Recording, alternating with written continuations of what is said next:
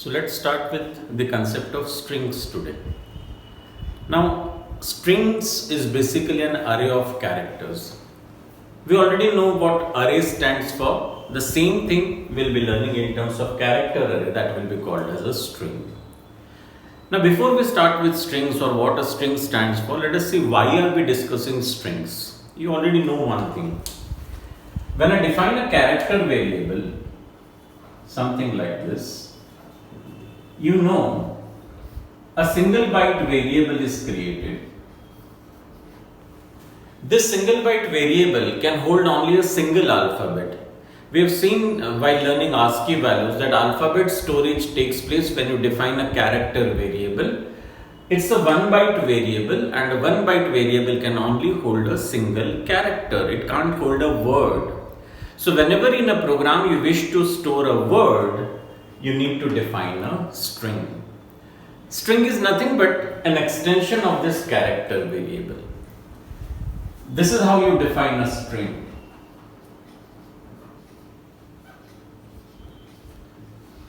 It's basically an array which can hold 20 characters for you. See how simple it is. This character variable can hold a single alphabet. This character array can hold 20 alphabets for you. So a word of 20 characters can be stored inside this character array. I would be calling it as a character array. Sometimes I may call it as a string. Both the words are same. I define a character array. A character array is called as a string. This is how the array would look in the memory. An array of 20 bytes will be created in the memory. This is your array in the memory. Char str of 20. You could have named this array anything. It could have been A, B, C, D as per your requirement, but I am defining it as a str20. The name of the array can be decided by the programmer. So when I define a character array, 20 bytes are reserved for this array in the memory. Now these 20 bytes, this is how possibly the addresses would be. 6001, 6002, 6003 and so on. If you remember, in case of an integer array, this was 6001, this was 6003, because an integer occupies 2 bytes in the memory, whereas a character occupies a single byte. So 20 bytes array is created in front of you, and this 20 bytes array can hold 20 characters for you. Now for the most important thing, though I have defined an array of 20 characters, this array does not mean that always you are going to store a word of 20 bytes or a 20 characters. Word, when I say a word, see, this is a word. Even a combination of 2 alphabets can be called as a word. This is a word. This is a word. Now when I say a word, it doesn't mean that it will be of fixed length. A word can be of 2 characters, a word can be of 15 characters. As you can see in front of you, this is a 2 character word, this is 6 characters word, this is 9 character words. The number of alphabets may not remain same. Or it may happen that this array stores a word of say 4 characters, and in the next part the same array stores a word of say 10 characters. Number of characters in this word will never be constant. It won't be same, because as you can see, the length of a word is never same. So what will happen is, if I store a word of say 4 characters in this array, or if I store a word of say 15 characters in this array, the remaining bytes will contain garbage values. C has a problem with garbage values. Unoccupied bytes will always contain garbage values. So to remove these garbage values, C language supports a special character called as \0. This \0 is called as the string termination character.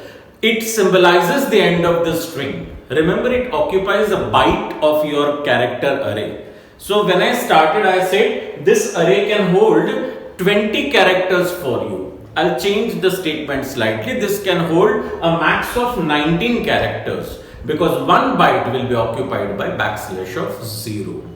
Now for the most important part, I hope you remember that whenever an array is created, whether it's an integer array or a float array or a character array, name of array will always contain the starting address. This is applicable to every type of array, whether it's a one-dimensional array or a two-dimensional array. This is applicable for integer arrays, this is applicable for character arrays.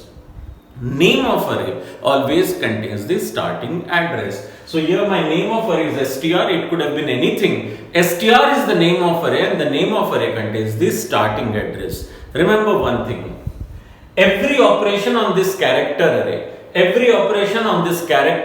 is going to be done with the help of name of array, that is with respect to the starting address of the array.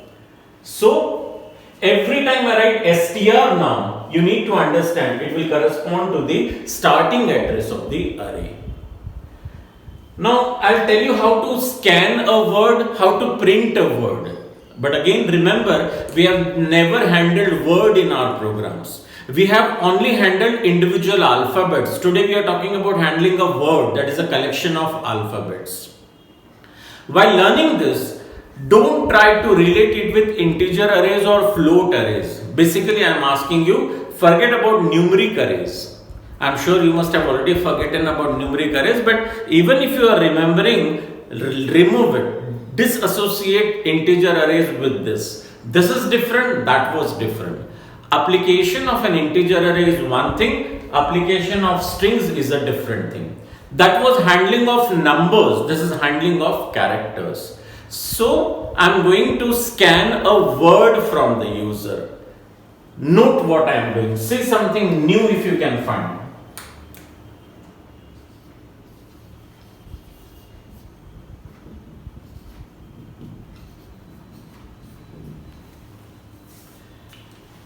If I compare this with integer scanning, I can see three major things in this.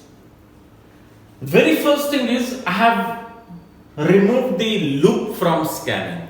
In integer arrays, I always used to tell you, we use a loop to scan an individual number on an individual position. Here I have removed the concept of position. There is no position in case of strings.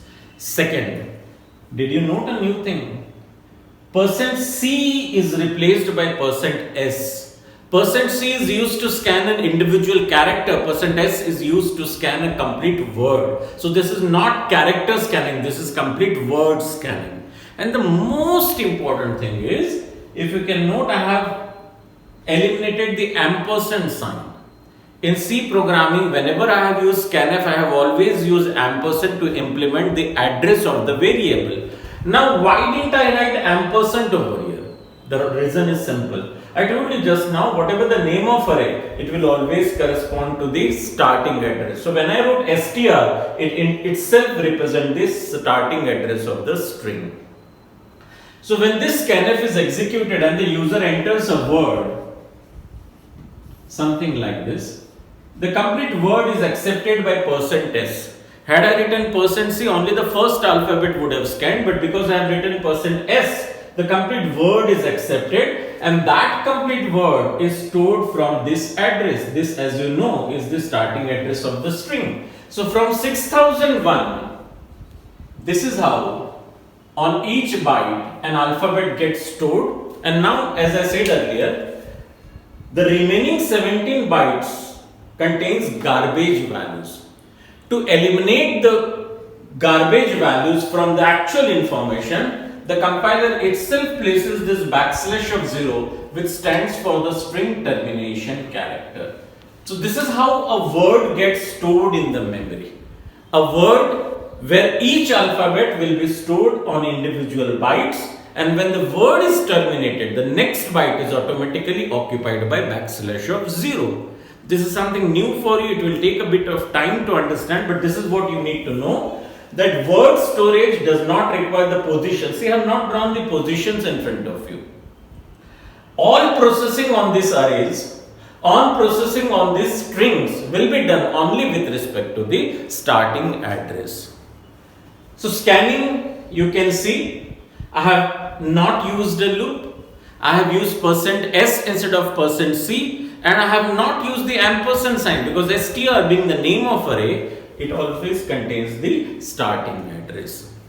Now if I wish to print this array, I need not print the individual characters. I simply have to write down printf %s str. That's all. And again I'll repeat the same thing. str is the name of array, so it will always contain the starting address. What this printf will do is, starting from the address 6001, each character gets printed.